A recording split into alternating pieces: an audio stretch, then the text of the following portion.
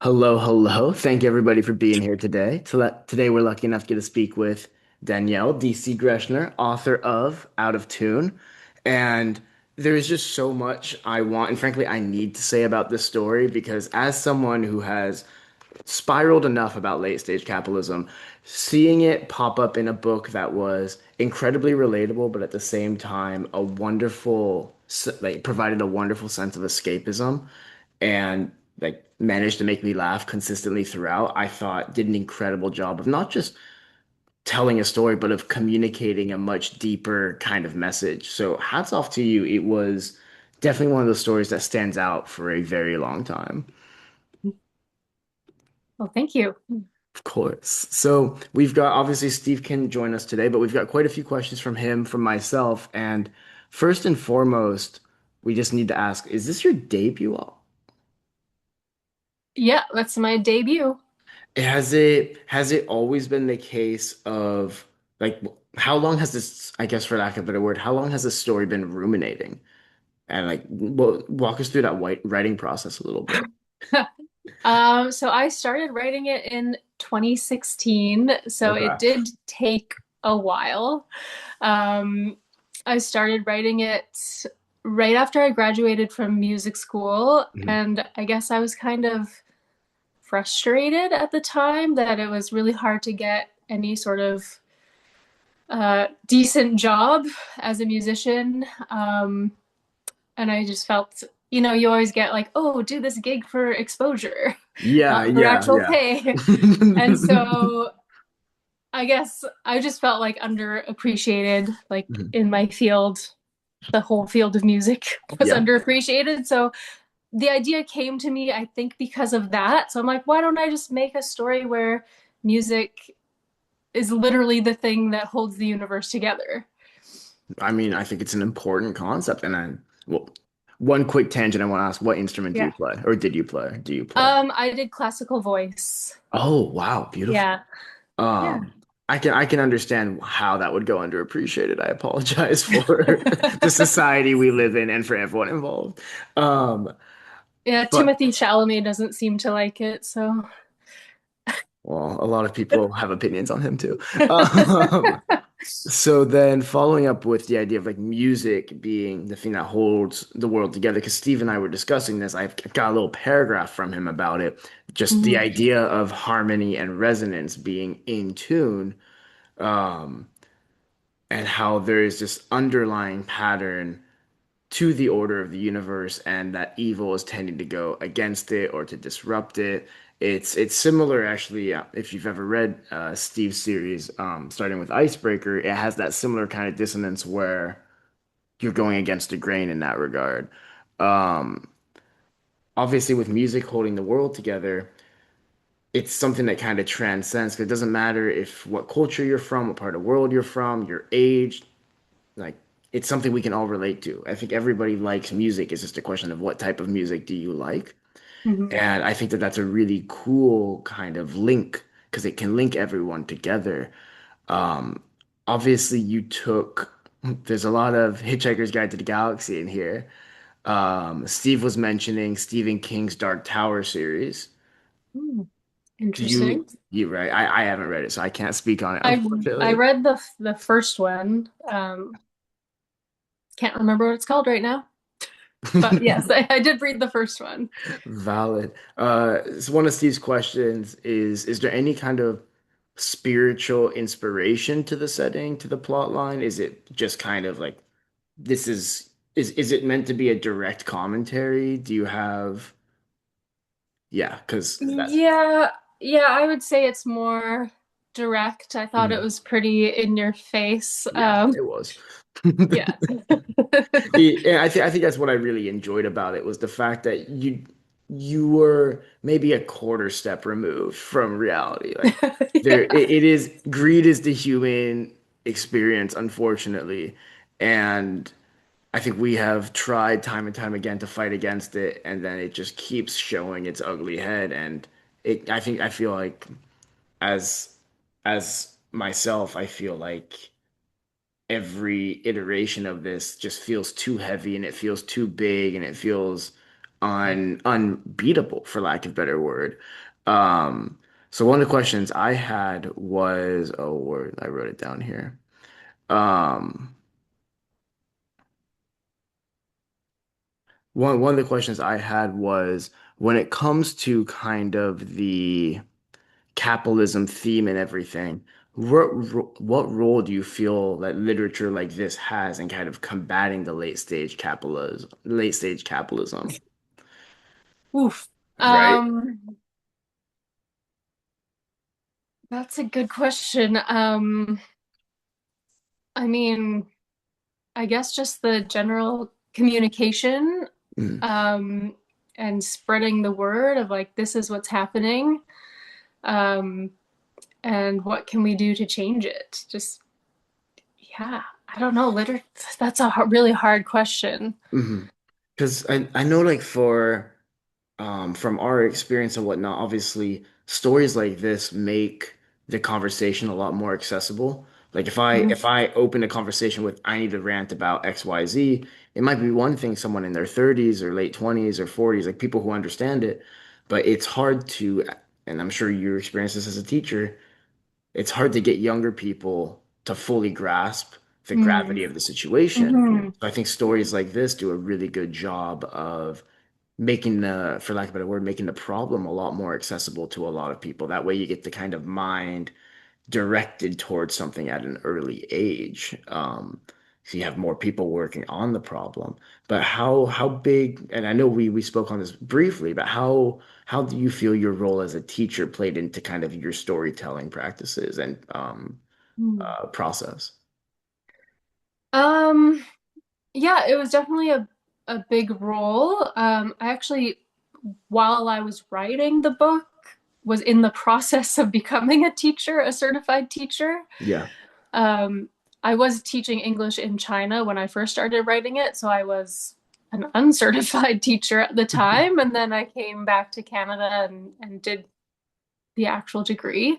Mm, Um, but yeah, it was definitely something I thought about while I was writing it, like that it's making this whole concept of late stage capitalism accessible to mhm. everyone and a younger age. And now that I finished writing it, I took it the next step further and made a whole teaching resource package that goes along with Oh, it. really? Like one Yeah. like at the end of the book, just like here's like the 7 questions or whatnot. Yeah, it's a lot more than that. So Right, right. I have a teachers pay teachers account. If you're a Mhm. teacher, you know what that is. Yeah. But I have it all on there for free, so any teacher can download it. And it's like the full unit. So it has like day by day lesson plans That's really cool. and like worksheets and Mhm. chapter questions and bigger projects and stuff like that. That's So cool. I Have you taught it to your own students? I have not. Okay, fair. Mostly because I teach science and not English. It's more Yeah. directed towards English or maybe even social studies. Mhm. But yeah, so I haven't. That's really cool. Like I know from my experience, some stories I've read do have, like, especially historical fiction stories we've read, have had the little, not Q&As, but the little questions and the discussion Mhm. topics and everything. Yeah. I've yet to hear about them being incorporated in that way, and I think that's a really, really cool way to continue to share the story and continue to, because at the end of the day, a story like Out of Tune is a lesson. A story like I feel you learn more about the society we live in through this romp through space than you do a lot of the media we consume today or a lot of just the everyday actions we take. And A, that's a testament to the writing. But B, I think that there's just a very deep meaning, a very deep message, a very pertinent one that can very often go overlooked if you're not paying attention of obviously you did a very good job of being very in your face about it. But sometimes people be like, oh, haha, we're just laughing through space. This would never happen to us. It's like, no, no, no, you need to peel back 2 layers there and see where we stand.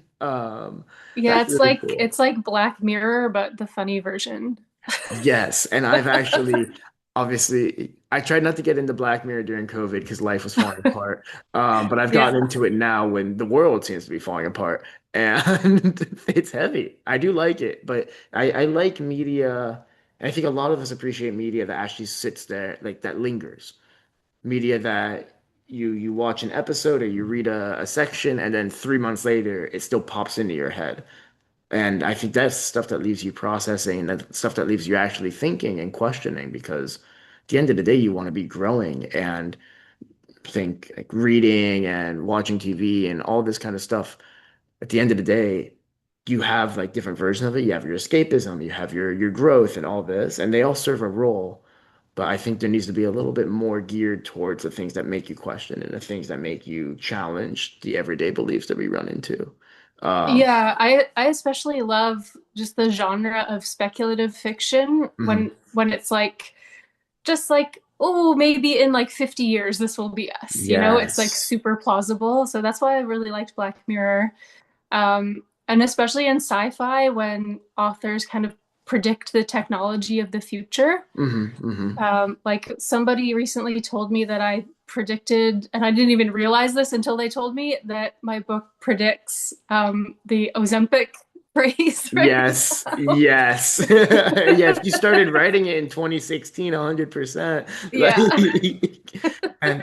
and it's all these kinds of things where I have this discussion maybe once a month at this point where it feels like governments and people in charge, for lack of a better word, have read the dystopian doom and gloom sci-fi novels from the 1950s and we're like, wait, that's a fan. Someone write this down. That's a great idea. Like, Yeah. so I think that Handmaid's Tale. yeah, yeah, exactly. It feels like we're Yeah. almost it like it shouldn't have served as a blueprint to these people. Yeah. So it's nice to see kind of the alternative. Um, and yeah, it can definitely be to your point of speculative fiction, like stories that feels like, oh, this takes place in today's society, but like just the smallest butterfly effect could have changed everything. Hmm. I had this conversation with my mom recently about the Fallout. I don't know if you guys watch Fallout. Um, Hmm. but well, like without getting too far on a tangent, it's similar in that this could be very real.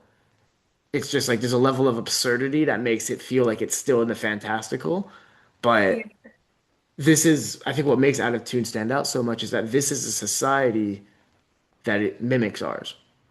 Like, yeah, okay, it takes place in space, it's in the future, there's aliens, da da da, but the main image and the main point of greed exists.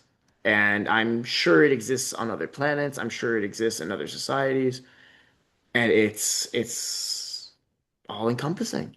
And it's Yeah. forever going to be a fight against it. And I think that media like this that gets people questioning it and makes it, makes you think, do you really need another $1 trillion? Like Yeah. it raises the point. On a brighter note though, obviously there's a big element of music to everything. Did you have a soundtrack while you were writing? Do you have like kind of a musical genre theme that goes with? I'm just trying to think of what Linda Pumpernickel would listen to. Ooh, I did not have really a soundtrack in mind other than, as it says in the book, the Tchaikovsky's 1812 Overture Hmm. being the sound of the Big Bang. Which I did Big Google. Like Bangs. I recognize the sound, but I don't recognize the name to it. It is Yeah. always nice when you get names thrown out like that, because then you can actually just use the internet and follow up with it. And it was a nice little attachment there. Yeah, because it literally has cannon blasts at the end. Yeah, yeah. So to me, I'm like, oh, it's the Big Bang. So but yeah, other than that, I didn't really have a specific soundtrack in mind. Mhm. What would Linda Pumpernickel listen to? I think she's pretty old school. Yeah. There is a part where she is singing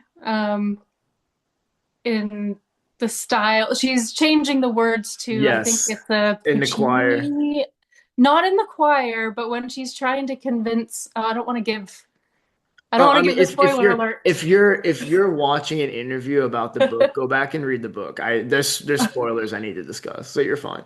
Okay. the part where she's trying to convince Larv to get into the backpack full of peanut butter. Oh, right. Yes, And yes. she starts singing like to the tune of O mio babino caro. Hmm. So she's singing like opera. Yeah, that makes There we sense. go. Classical voice major. Um, speaking of Linda, something Steve, myself, and the book club were discussing is the names. Yes. Um, Yeah. Linda Pumpernickel, Grudel Schmoodler. What is going on? Walk us through what's going on in your head when you're coming up with all that. Because especially like you have some of the sections, like I think this is part of it's the little things in the formatting and whatnot, which is what I love about indie, is that you can really use to stretch your imagination. Like when you're like I'm opening the book, I'm trying to find it. Like the chapter openings where you have the kind of Biological classification. Yeah. yes. Then you have the oodlers and the groodlers and all that kind of stuff, which I thought added such a layer to it. But yeah, walk us through the naming process. Okay, so almost every single character and planet or anything that needed a name is based on either somebody I know, Hmm. or a famous scientist. They're all anagrams, They're pretty all much. no Almost, way. almost all of them are anagrams. Linda Pumpernickel is not. Um, Linda is based on somebody that I met briefly, and the character is really based off of her. Hmm. I don't know what her actual last name is, and she would probably have no idea who I was. But um, it was actually right before I went to China to teach English. I took a TESOL course, so Hmm. teaching English as a second language. Yeah. And it was for people who were planning to travel overseas and teach English. And I kind of assumed it would be people like me at the time who were young, like recent university grads. But there were actually three older retired women that were part of the course. Hmm. And one of them was Linda. And Oh, okay. Okay.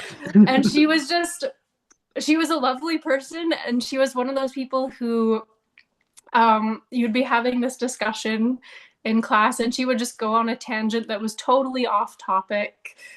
And it was frustrating, but it was also really funny. Yeah, I The think we rest of we us would all just, we all know a Linda, or like two or three in our lives. yeah. So that's where the name Linda came from. Mhm. Pumpernickel, I don't know. I just thought it Fair. sounded funny. It's a great one. So then if these are anagrams, what is the anagram for Grudel Okay, that Moodler? is also one example that's not an anagram. Okay, because I'm Also, sitting here, I'm sitting here okay. without getting canceled like that. That's Donald Trump. Um, sure. Yeah, No comment. valid. Um, no, Grudel Schmoodler. This is so random. So there was some post on the internet going around that was like, replace um all of the vowels in your name with oodle. Oh gosh. And so my last name Greschner becomes Grudel Schnoodler. And if you look up the word schnoodle on Urban Dictionary, it means something very inappropriate. That makes sense. Yeah. So I changed it to schmoodler. I just changed the N to an M. I love that.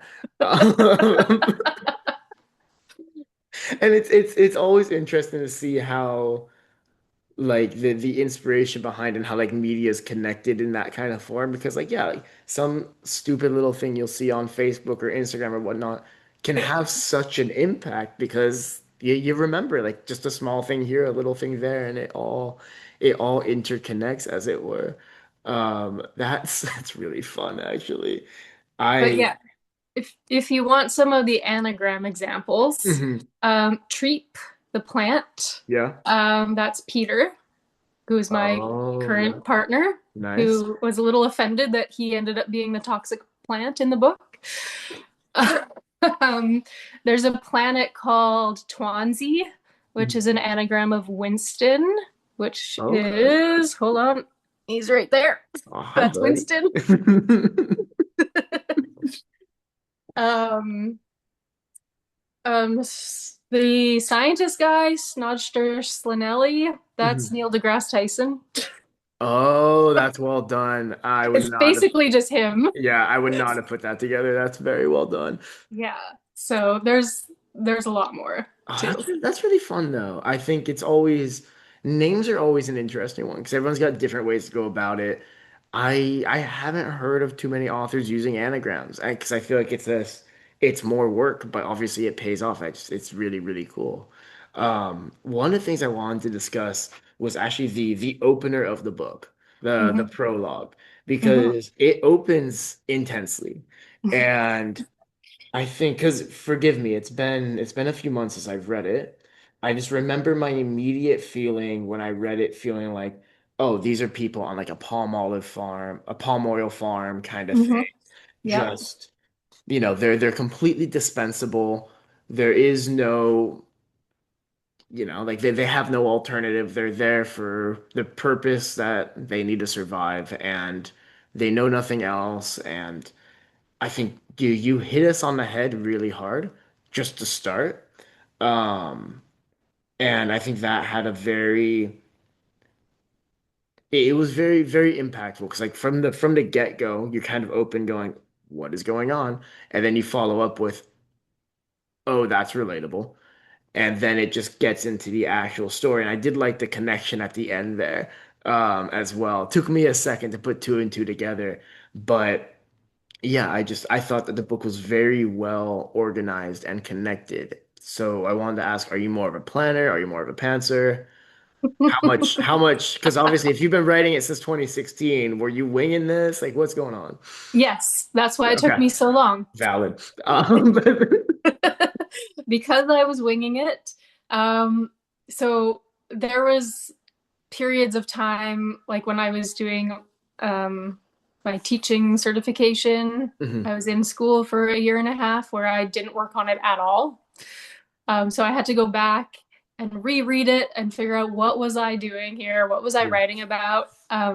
I definitely didn't plan it out long term. I would maybe plan a chapter or two at a time, Mhm, and then I just had to go back and edit a lot to make sure it all connected yeah. and made sense.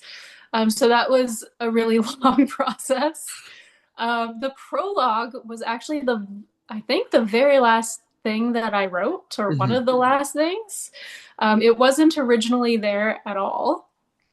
Um, and I wrote it when I was querying, when I was trying to get a Okay. literary agent. Okay. And I read a lot about it on the internet and how you really need to, like, they only look at your first, I don't know, 5 or 10 pages or first 3 chapters, Yeah. whatever.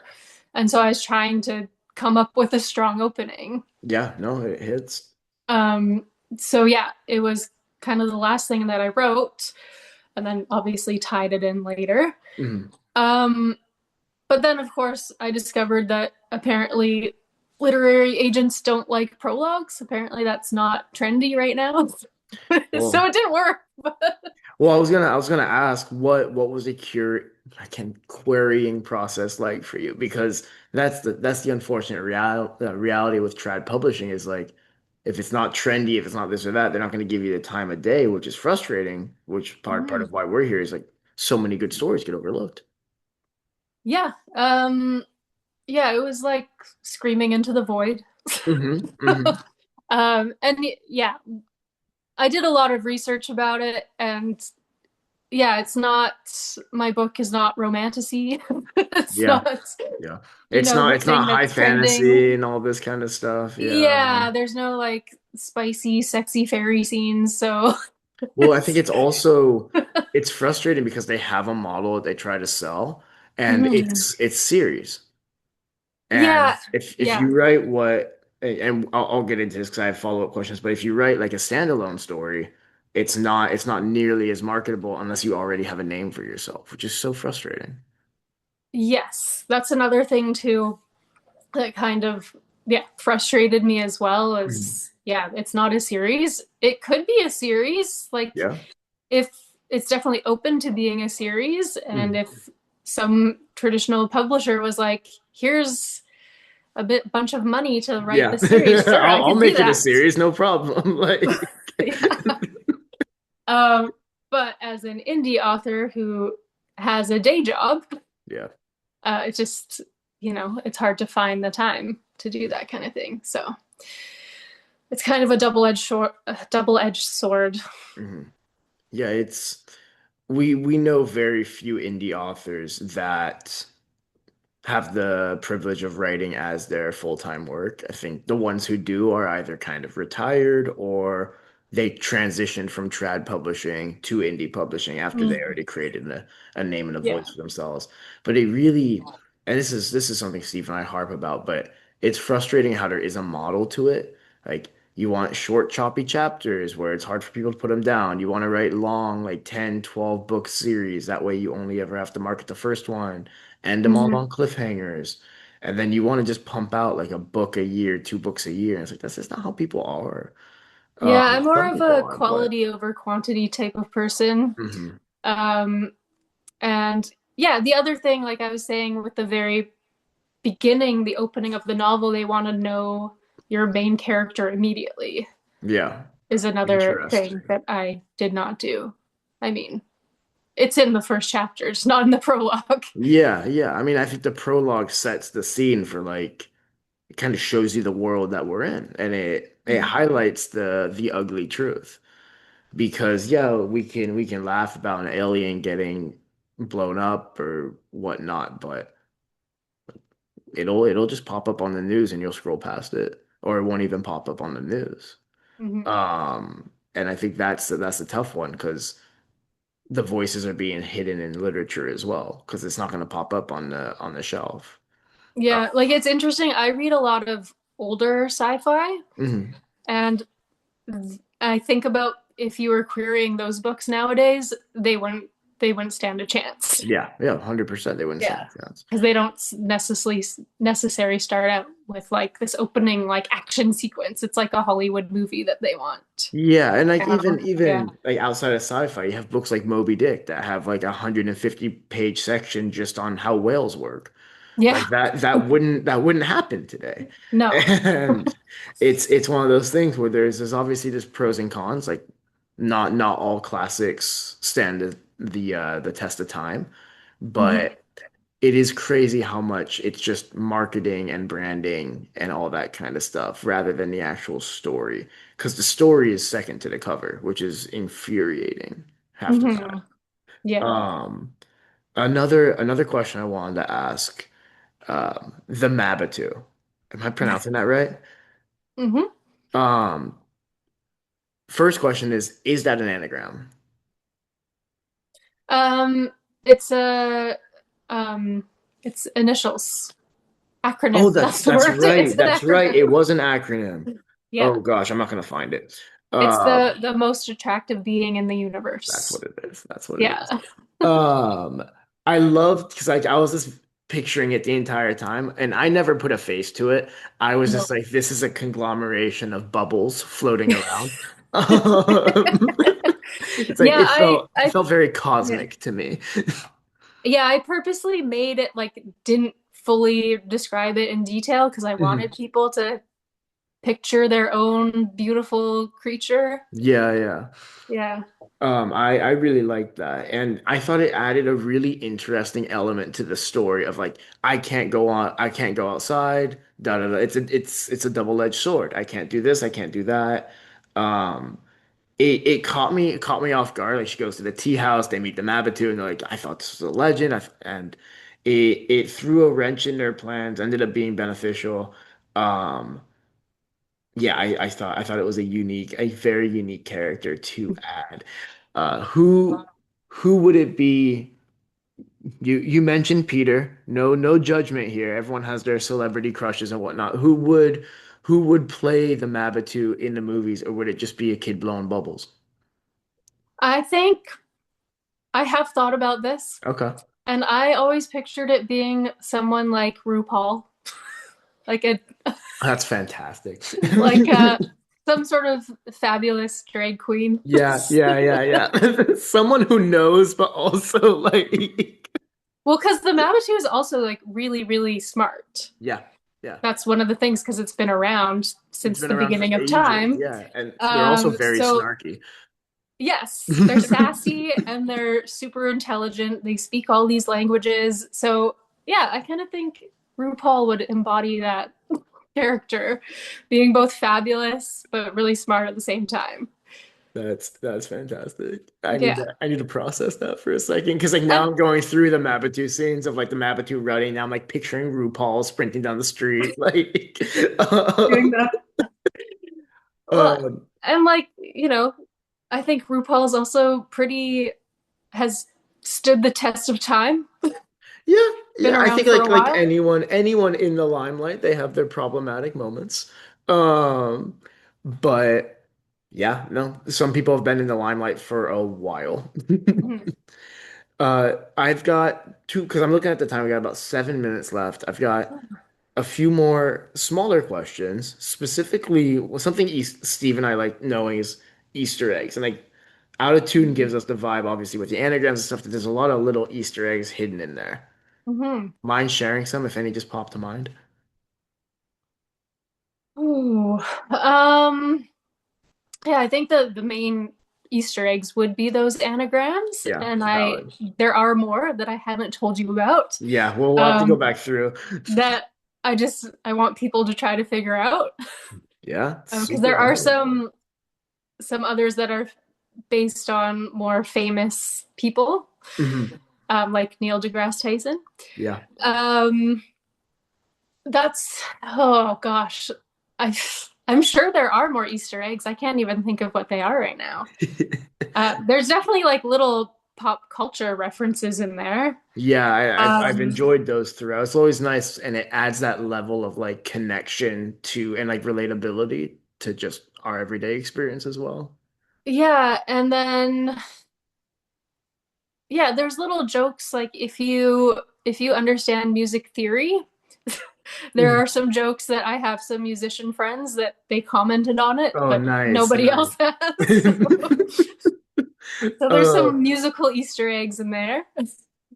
Valid. Yeah. Another question I had was because we spoke on inspiration.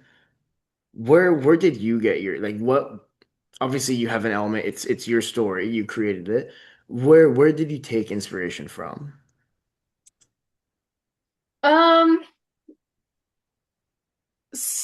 I guess a lot of the ideas just came from the news. Brutal. All of the You hate to see it. um and yeah, just all of the things that were Mhm. happening or still are happening in the world, especially when it comes to the whole clash between economy and environmentalism and Mhm. how it's become such a political issue. Debate. That And that was every month we feature a bookmark. I don't have it with me because I'm stupid.